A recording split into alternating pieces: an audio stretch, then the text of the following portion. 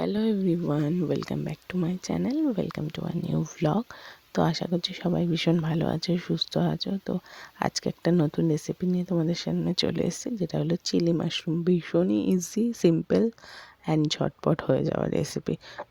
তো এখানে দেখতে পাচ্ছ মাশরুম, ক্যাপসিকাম, পেঁয়াজ, গার্লিক আর নিয়ে নিয়েছিলাম লঙ্কা।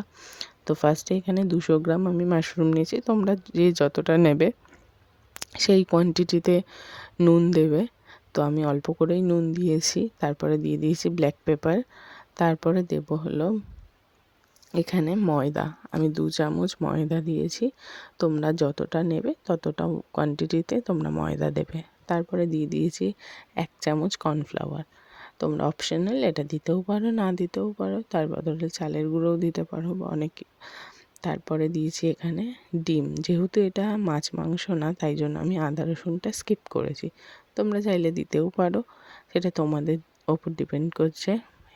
কারণ এখানে দরকার নেই, যেহেতু নিরামিষ একটা পদ, এটা তো আর মাছ রসুনের আষ্টে গন্ধ আসার কোনো ব্যাপার নেই। তাই জন্য এখানে আমি দিইনি আদা রসুনটা। তোমরা দিলে রসুন কুচিও দিতে পারো, ভালো লাগবে টেস্টটা।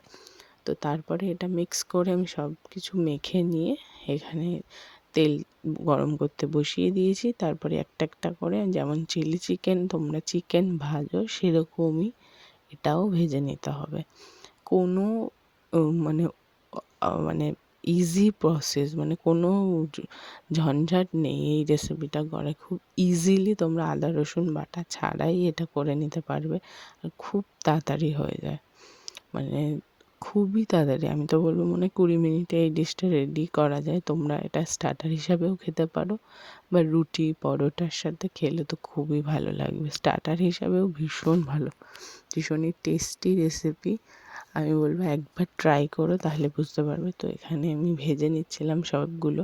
একটু ক্রিস্পি লাল লাল ভাব হলেই আমি উল্টে পাল্টে দিচ্ছিলাম। তো এখানে সব কটা তুলে নেব।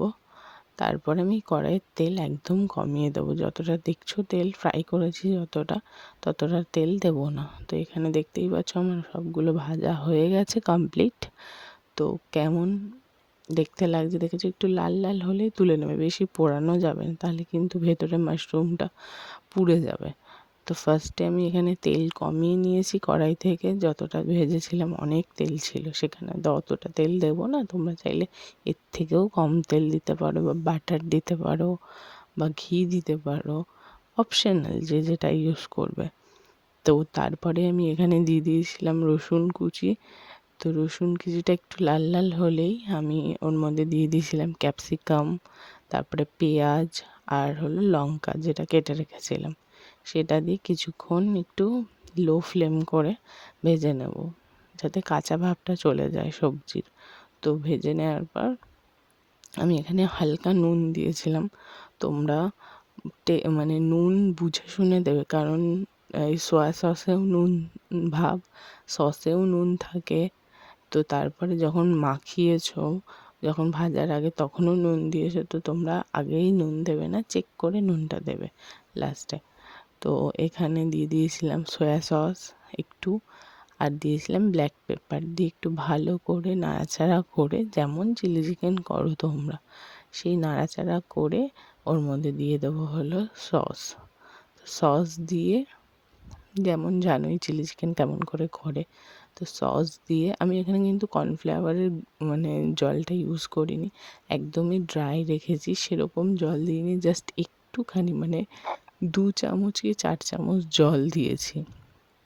তো এটা নাড়িয়ে চাড়িয়ে একটু, এটা লো হিটে না, এটা হাই হিটেই নাড়াবে, তাহলে কি একটু স্মোকি ফ্লেভারটা আসে। যত একটু ভালো হবে, লোহার কড়াইতে করলে কি এটা মানে ধরার, মানে নিচে ধরে যাওয়ার কম চান্সেস থাকে। তোমরা একটু ভারী কিছু বাসনপত্র নেবে, যাতে একটু স্মোকি ফ্লেভার, মানে অনেকক্ষণ ধরে নাড়িয়ে চাড়িয়ে তারপরে আমি দিয়ে দিয়েছিলাম হলো মাশরুমটা দিয়ে ভালো করে নাড়িয়ে চাড়িয়ে আমি এর মধ্যে 4 চামচ জল দিয়েছিলাম, একদমই কম পরিমাণ জল দিয়েছি।